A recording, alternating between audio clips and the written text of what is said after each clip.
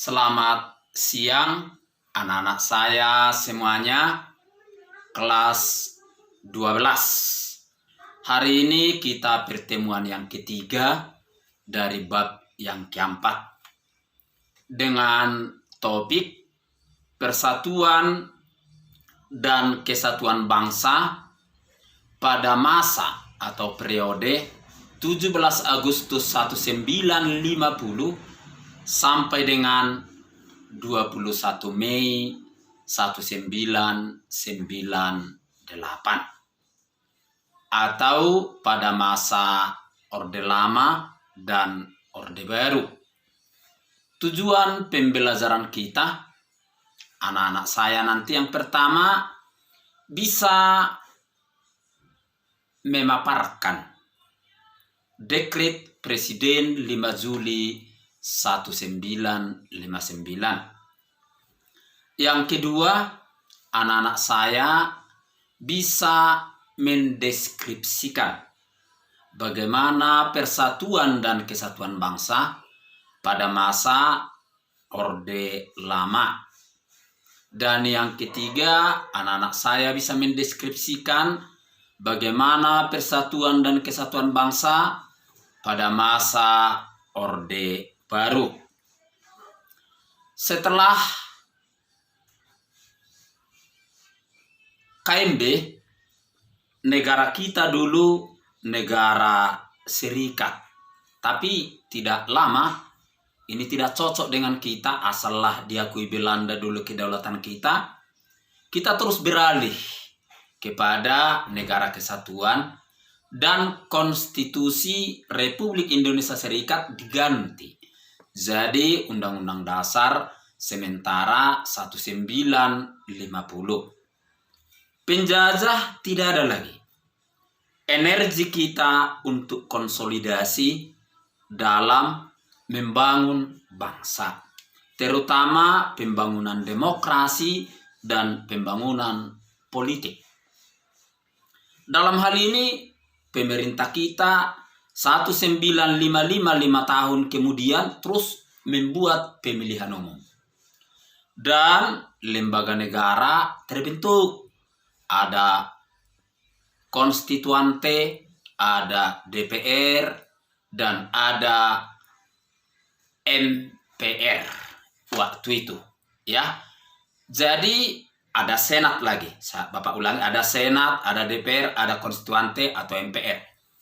Jadi kelembagaan negara sudah ada, sudah terbentuk.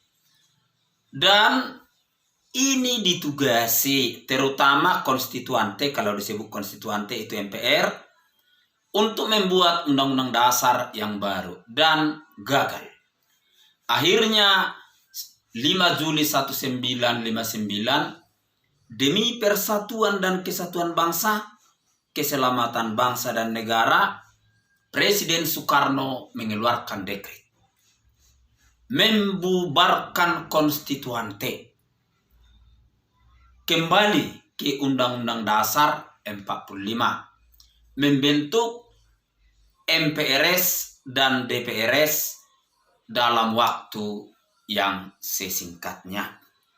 Dan setelah dekret ini kita kembali ke Undang-Undang Dasar 45. Kehidupan politik kita dipandu Undang-Undang 45. Tetapi dalam praktek ada penyimpangan. Pasti ini nanti mempengaruhi persatuan dan kesatuan bangsa. Yang pertama, penyimpangan itu lembaga negara tadi dibentuk lewat Kepres dasar hukumnya. Sementara harus sebenarnya lewat undang-undang. Yang kedua, TAP MPRS nomor 3 1963 mengangkat dulu Insinyur Soekarno jadi presiden seumur hidup. Ini jelas menyalahi konstitusi. Baru penyimpangan yang ketiga, politik luar negeri kita dulu condong ke komunis. Padahal kita bebas aktif. Dan klimaks ini semua terjadi G30 SPKI dan inilah awal Orde Baru. Masuklah kita ke pemerintahan Orde Baru. Orde Baru pada awalnya didefinisikan pelaksanaan Pancasila dan Undang-Undang 45 secara murni dan konsekuen. Murni dan konsekuen. Namun dalam praktek, Orde Baru itu juga banyak penyimpangan-penyimpangan. Ya, yang pertama, kekuasaan seakan-akan dipusatkan kepada eksekutif presiden. Yang kedua, dominasi partai politik golongan karya, Golkar. Yang ketiga, dui fungsi ABRI. Dalam hal ini, legislatif, MPR DPR itu diangkat dari ABRI, bukan dipilih, ada sebanyak 1/5 atau 20%. Dan terjadi KKN, korupsi, kolusi, nepotisme, dan terjadi pembungkaman, pembatasan kepada media atau pers. Media pers itu sebenarnya sumbu daripada demokrasi. Akibat hal ini, selama 32 tahun langgeng sebenarnya. Tetapi akhirnya ini semua tak tahan lagi dan akhirnya meledak.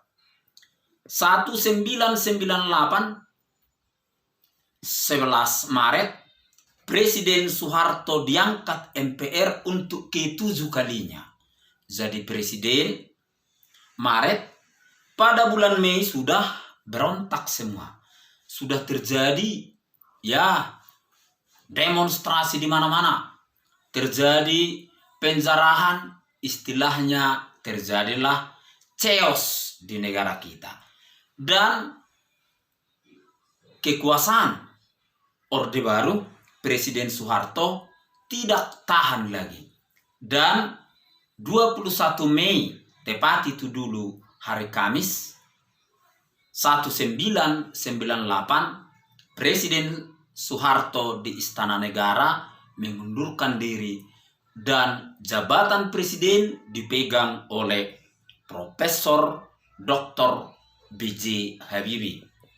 Karena saat itu Bapak Profesor Dr. B.J. Habibie wakil presiden, dia jadi Presiden Republik Indonesia yang ketiga.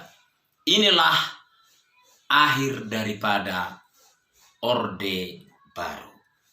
Jadi hantaran Bapak singkat saja sampai di sini untuk anak-anak saya semuanya. Materi PowerPoint saya share di WA dan di Kuiper. Silakan diperdalam anak-anak saya. Selamat siang dan salam sehat untuk kita semuanya.